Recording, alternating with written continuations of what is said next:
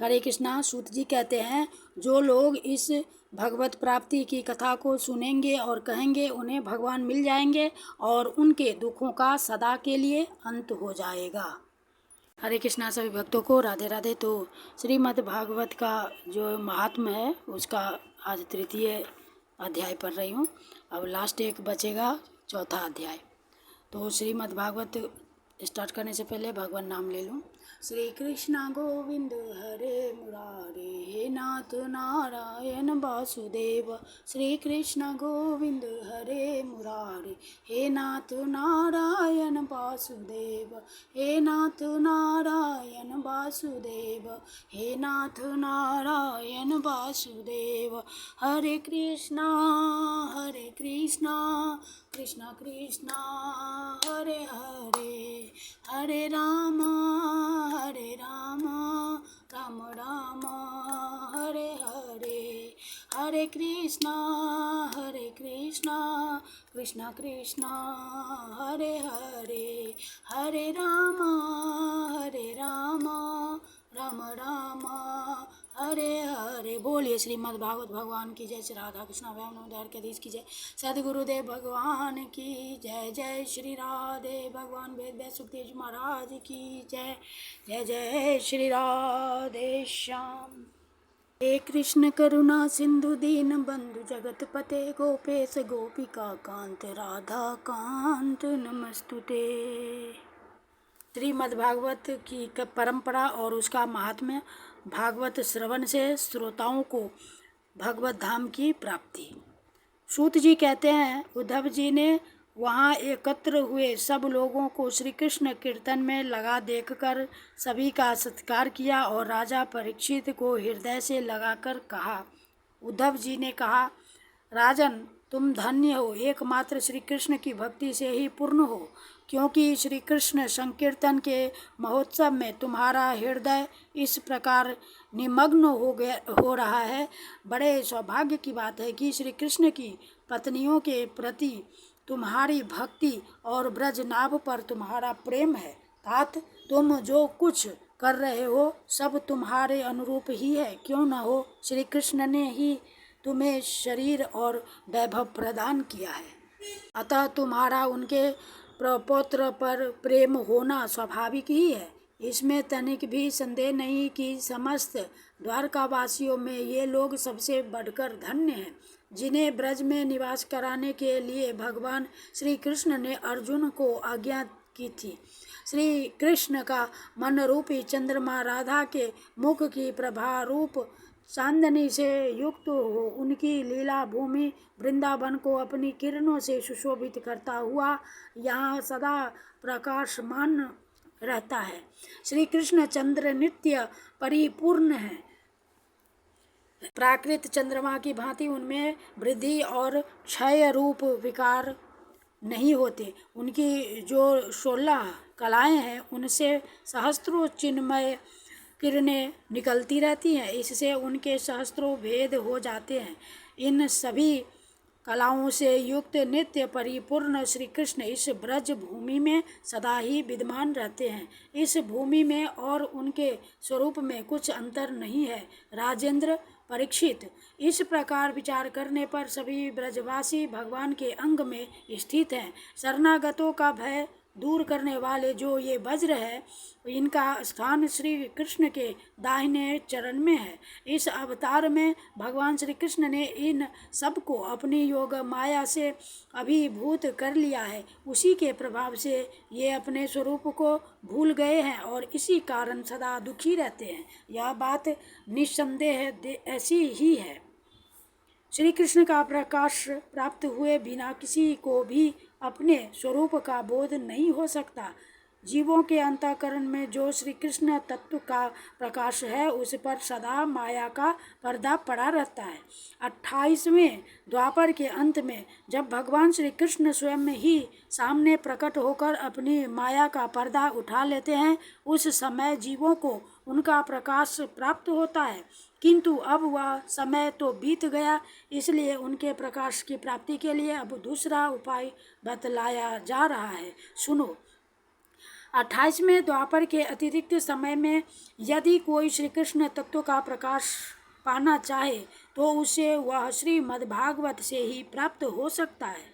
भगवान के भक्त जहाँ जब कभी श्रीमद्भागवत शास्त्र का कीर्तन और श्रवण करते हैं वहाँ उस समय भगवान श्री कृष्ण साक्षात रूप से विराजमान रहते हैं। जहाँ श्रीमद्भागवत के एक या आधे श्लोक का भी पाठ होता है वहाँ भी श्री कृष्ण अपनी प्रियतमा गोपियों के साथ विद्यमान रहते हैं। इस पवित्र भारतवर्ष में मनुष्य का जन्म पाकर भी जिन लोगों ने पाप के अधीन होकर श्रीमद्भागवत नहीं सुना उन्होंने मानो अपने ही हाथों अपनी हत्या कर ली है। जिन बड़भागियों ने प्रतिदिन श्रीमद्भागवत शास्त्र का सेवन किया है उन्होंने अपने पिता माता और पत्नी तीनों के ही कुल का भली भांति उद्धार कर दिया है। श्रीमद्भागवत के स्वाध्याय और श्रवण से ब्राह्मणों को विद्या का प्रकाश प्राप्त होता है। क्षत्रिय लोग शत्रुओं पर विजय पाते हैं, वैश्यों को धन मिलता है और शूद्र स्वयं हरे कृष्णा शूद्र स्वस्थ निरोग बने रहते हैं। स्त्रियों तथा अंत्यज आदि अन्य लोगों की भी इच्छा श्रीमद्भागवत से पूर्ण होती है। अतः कौन ऐसा भाग्यवान पुरुष है जो श्रीमद्भागवत का नित्य ही सेवन न करेगा। अनेकों जन्मों तक साधना करते करते जब मनुष्य पूर्ण सिद्ध हो जाता है तब उसे श्रीमद्भागवत की प्राप्ति होती है। भागवत से भगवान का प्रकाश मिलता है जिससे भगवत भक्ति उत्पन्न होती है। पूर्व काल में सांख्यायन की कृपा से श्रीमद्भागवत बृहस्पति जी को मिला और बृहस्पति जी ने मुझे दिया। इसी से मैं श्री कृष्ण का प्रियतम सखा हो सका हूँ। परीक्षित, बृहस्पति जी ने मुझे एक आख्यायिका भी सुनाई थी, उसे तुम सुनो। इस आख्यायिका से श्रीमद्भागवत श्रवण के संप्रदाय का क्रम भी जाना जा सकता है। बृहस्पति जी ने कहा था, अपनी माया से पुरुष रूप धारण करने वाले भगवान श्री कृष्ण ने जब सृष्टि के लिए संकल्प किया तब उनके दिव्य विग्रह से 3 पुरुष प्रकट हुए। इनमें रजोगुण की प्रधानता से ब्रह्मा, सतोगुण की प्रधानता से विष्णु और तमोगुण की प्रधानता से रुद्र प्रकट हुए। भगवान ने इन तीनों को क्रमशः जगत की उत्पत्ति, पालन और संहार करने का अधिकार प्रदान किया। तब भगवान के नाभि कमल से उत्पन्न हुए ब्रह्मा जी ने उनसे अपना मनोभाव यूँ प्रकट किया। ब्रह्मा जी ने कहा, परमात्मन, आप नार अर्थात जल में शयन करने के कारण नारायण नाम से प्रसिद्ध हैं। सबके आदि कारण होने से आदि पुरुष हैं। आपको नमस्कार है। प्रभु, आपने मुझे सृष्टि कर्म में लगाया है, मगर मुझे भय है कि सृष्टि काल में अत्यंत पापात्मा रजोगुण आपकी स्मृति में कहीं बाधा न डालने लग जाए। अतः कृपा करके ऐसी कोई बात बताइए जिससे आपकी याद बराबर बनी रहे।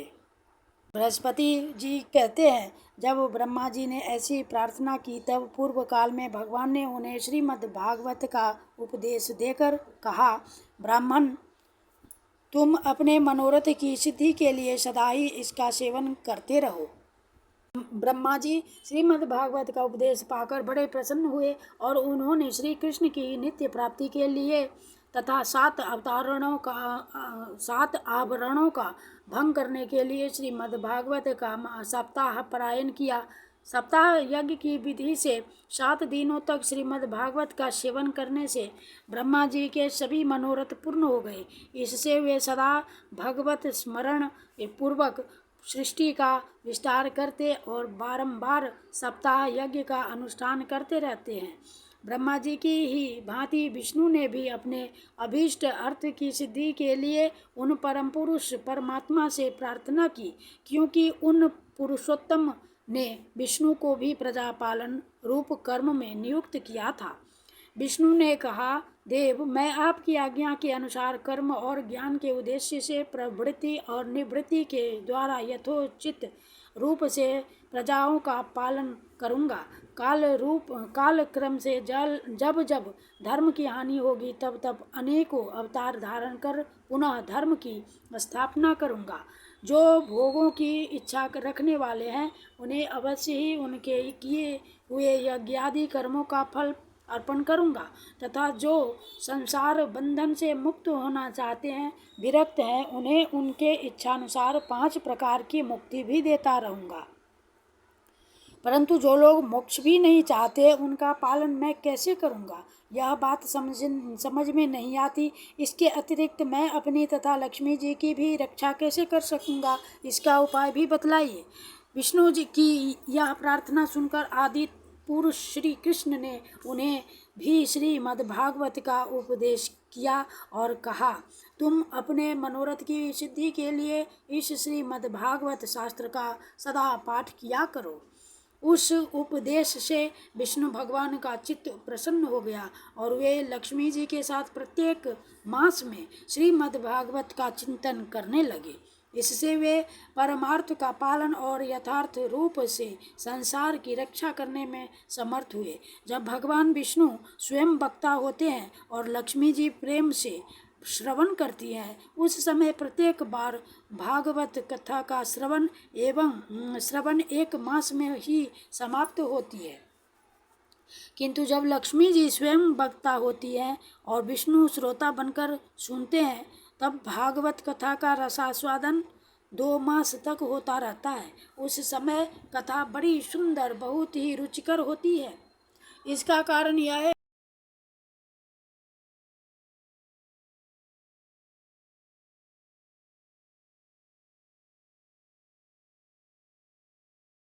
कि विष्णु तो अधिकारारूढ़ हैं, उन्हें जगत के पालन की चिंता करनी पड़ती है, पर लक्ष्मी जी इन झंझटों से अलग हैं, अतः इनका हृदय निश्चिंत है। इसी से लक्ष्मी जी के मुख से भागवत कथा का रसास्वादन अधिक प्रकाशित होता है।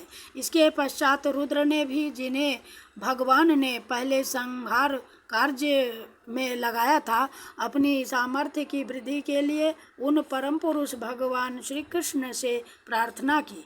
रुद्र ने कहा, मेरे प्रभु देवदेव, मुझ में नित्य निमित्तिक और प्राकृत संहार की शक्तियाँ तो हैं, पर आत्यंतिक संहार की शक्ति बिल्कुल नहीं है। यह मेरे लिए बड़े दुख की बात है। इसी कमी की पूर्ति के लिए मैं आपसे प्रार्थना करता हूँ। बृहस्पति जी कहते हैं, रुद्र की प्रार्थना सुनकर नारायण ने उन्हें भी श्रीमद्भागवत का ही उपदेश किया। सदाशिव रुद्र ने 1 वर्ष में एक पारायण के क्रम से भागवत कथा का सेवन किया। इसके सेवन से उन्होंने तमोगुण पर विजय पाई और आत्यंतिक संहार यानी मोक्ष की शक्ति भी प्राप्त कर ली। उद्धव जी कहते हैं, श्री मद्भागवत के महात्म्य के संबंध में यह आख्यायिका मैंने अपने गुरु श्री बृहस्पति जी से सुनी और उनसे भागवत का उपदेश प्राप्त कर उनके चरणों में प्रणाम करके मैं बहुत ही आनंदित हुआ। तत्पश्चात भगवान विष्णु की रीति स्वीकार करके मैंने भी 1 मास तक श्रीमद्भागवत कथा का भली भांति रसास्वादन किया। उतने से ही मैं भगवान श्री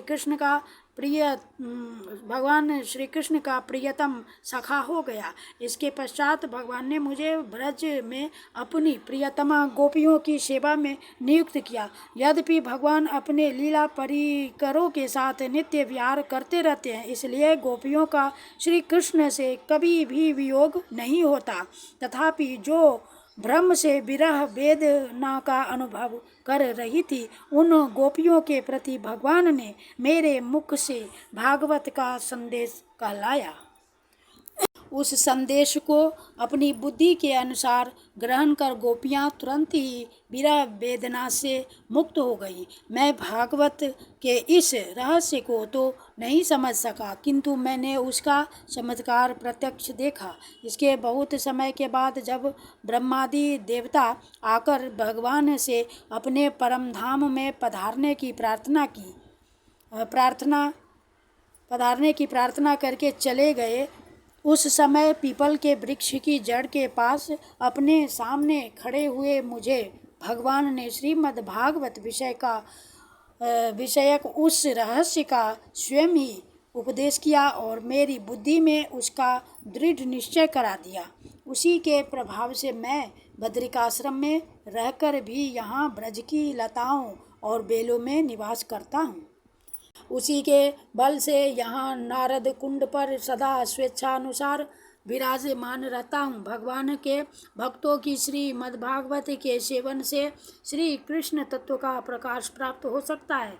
इस कारण यहाँ उपस्थित हुए इन सभी भक्त जनों के कार्य की सिद्धि के लिए मैं श्रीमद्भागवत का पाठ करूँगा, किंतु इस कार्य में तुम्हें ही सहायता करनी पड़ेगी।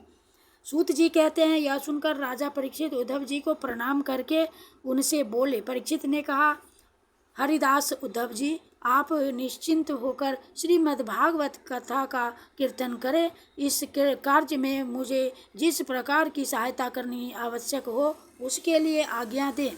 सूत जी कहते हैं, परीक्षित का यह वचन सुनकर उद्धव जी मन ही मन बहुत प्रसन्न हुए और बोले। उद्धव जी ने कहा, राजन, भगवान श्री कृष्ण ने जब से इस पृथ्वी तल का परित्याग कर दिया है तब से यहाँ अत्यंत बलवान कलियुग का प्रभुत्व हो गया है। जिस समय यह शुभ अनुष्ठान यहाँ आरंभ हो जाएगा, बलवान कलियुग अवश्य ही इसमें बहुत बड़ा विघ्न डालेगा। इसलिए तुम दिग्विजय के लिए जाओ और कलयुग को जीत कर अपने वश में करो। इधर मैं तुम्हारी सहायता से वैष्णवी रीति का सहारा लेकर 1 महीने तक यहाँ श्रीमद् भागवत कथा का रसास्वादन करूँगा और इस प्रकार भागवत कथा के रस का प्रसार करके इन सभी श्रोताओं को भगवान मधुसूदन के नित्य गोलोक धाम में पहुँचाऊँगा। सूत जी कहते हैं, उद्धव जी की बात सुनकर राजा परीक्षित पहले तो कलयुग पर विजय पाने के विचार से बड़े ही प्रसन्न हुए, परंतु पीछे यह सोचकर कि मुझे भागवत कथा के श्रवण से वंचित ही रहना पड़ेगा, चिंता से व्याकुल हो उठे। उस समय उन्होंने उद्धव जी से अपना अभिप्राय इस प्रकार प्रकट किया। राजा परीक्षित ने कहा, हे तात, आपकी आज्ञा के अनुसार तत्पर होकर मैं कलयुग को तो अवश्य ही अपने वश में करूँगा, मगर श्रीमद् भागवत की प्राप्ति मुझे कैसे होगी? मैं भी आपके चरणों की शरण में आया हूँ, अतः मुझ पर भी आपको अनुग्रह करना चाहिए। सूत जी कहते हैं, उनके इस वचन को सुनकर उद्धव जी पुनः बोले। उद्धव जी ने कहा, राजन, तुम्हें तो किसी भी बात के लिए किसी प्रकार की चिंता नहीं करनी चाहिए, क्योंकि इस भागवत शास्त्र के प्रधान अधिकारी तो तुम ही हो। संसार के मनुष्य नाना प्रकार के कर्मों में रचे पचे हुए हैं, तो ये लोग आज तक प्रायः भागवत श्रवण की बातें भी नहीं जानते। तुम्हारे ही प्रसाद से इस भारत वर्ष में रहने वाले अधिकांश मनुष्य श्रीमद् भागवत कथा की प्राप्ति होने पर शाश्वत सुख प्राप्त करेंगे। महर्षि भगवान श्री सुखदेव जी साक्षात नंद नंदन श्री कृष्ण के स्वरूप हैं। वे ही तुम्हें श्रीमद् भागवत की कथा सुनाएंगे, इससे तनिक भी संदेह की बात नहीं है। राजन, उस कथा के श्रवण से तुम ब्रजेश्वर श्री कृष्ण के नित्य धाम को प्राप्त करोगे। इसके पश्चात इस पृथ्वी पर श्रीमद् भागवत कथा का प्रचार होगा। अतः राजेंद्र परीक्षित, तुम जाओ और कलयुग को जीत कर अपने वश में करो। सूत जी कहते हैं, उद्धव जी के इस प्रकार कहने पर राजा परीक्षित ने उनकी परिक्रमा करके उन्हें प्रणाम किया और दिग्विजय के लिए चले गए। इधर वज्र ने भी अपने पुत्र प्रतिबाहु को अपनी राजधानी मथुरा का राजा बना दिया और माताओं को साथ ले उसी स्थान पर जहाँ उद्धव जी प्रकट हुए थे जाकर श्रीमद् भागवत सुनने की इच्छा से रहने लगे। तदनंतर उद्धव जी ने वृंदावन में गोवर्धन पर्वत के निकट 1 महीने तक श्रीमद् भागवत कथा के रस की धारा बहाई। उस रस का आस्वादन करते समय प्रेमी श्रोताओं की दृष्टि में सब ओर भगवान की सच्चिदानंदमयी लीला प्रकाशित हो गई और सर्वत्र श्री कृष्ण चंद्र का साक्षात्कार होने लगा। उस समय सभी श्रोताओं ने अपने को भगवान के स्वरूप में स्थित देखा। वज्रनाभ ने श्री कृष्ण के दाहिने चरण कमल में अपने को स्थित देखा और श्री कृष्ण के विरह शोक से मुक्त होकर उस स्थान पर अत्यंत सुशोभित होने लगे। वज्रनाभ की वे रोहिणी आदि माताएं भी रास की रजनी में प्रकाशित होने वाले श्री कृष्ण के रूपी चंद्रमा के विग्रह में अपने को कला और प्रभा के रूप में स्थित देख बहुत ही विस्मित हुई तथा अपने प्राण प्यारे की विरह वेदना से छुटकारा पाकर उनके परम धाम में प्रविष्ट हो गई। इनके अतिरिक्त भी जो श्रोतागण वहाँ उपस्थित थे वे भी भगवान की नित्य अंतरंग लीला में सम्मिलित होकर इस स्थूल व्यावहारिक जगत से तत्काल अंतर्धान हो गए। वे सभी सदा ही गोवर्धन पर्वत के कुंज और झाड़ियों में, वृंदावन, काम्य वन आदि वनों में तथा वहाँ की दिव्य गौओं के बीच में श्री कृष्ण के साथ विचरते हुए अनंत आनंद का अनुभव करते रहते हैं। जो लोग श्री कृष्ण के प्रेम में मग्न है उन भावुक भक्तों को उनके दर्शन भी होते हैं। सूत जी कहते हैं, जो लोग इस भगवत प्राप्ति की कथा को सुनेंगे और कहेंगे उन्हें भगवान मिल जाएंगे और उनके दुखों का सदा के लिए अंत हो जाएगा। इति श्री स्कंदे महापुराण श्रीमद्भागवत महात्म्ये तृतीयो अध्यायः। श्री कृष्ण गोविंद हरे मुरारे, हे नाथ नारायण वासुदेव। श्री कृष्ण गोविंद हरे मुरारे, हे नाथ नारायण वासुदेव। हे नाथ नारायण वासुदेव, हे नाथ नारायण वासुदेव। श्री कृष्ण गोविंद हरे मुरारे, हे नाथ नारायण वासुदेव। हरे कृष्णा कृष्णा कृष्णा हरे हरे, हरे राम राम राम हरे हरे। हरे कृष्णा कृष्णा कृष्णा हरे हरे, हरे राम राम राम हरे हरे। राधे कृष्ण कृष्ण कृष्ण राधे राधे, राधे श्याम श्याम श्याम राधे राधे। राधे कृष्ण कृष्ण कृष्ण राधे राधे, राधे श्याम श्याम श्याम राधे राधे। बोलिए श्री कृष्ण कन्हैया लाल की जय, श्री राधा रानी की जय, वृंदावन धाम रघुनाथ की जय। श्री राधे श्याम कृष्णाय वासुदेवाय, हरे परमात्मने प्रणतक्लेशनाशाय गोविंदाय नमो नमः। हे कृष्ण करुणा सिंधु दीन बंधु जगतपते, गोपेश गोपिका कांत राधा कांत नमस्तुते। कृष्णाय वासुदेवाय देवकी नंदनाय च नंद गोप कुमाराय गोविंदाय नमो नमः। नमः पंकज नाभाय, नमः पंकज मालिने, नमः पंकज नेत्राय, नमस्ते पंकजांगये। श्री कृष्णार्पणम कृष्णार्पणम कृष्णार्पणम। हरि बोल हरि बोल हरि बोल। हरे नमः हरे नमः हरे नमः। जय जय श्री राधे श्याम।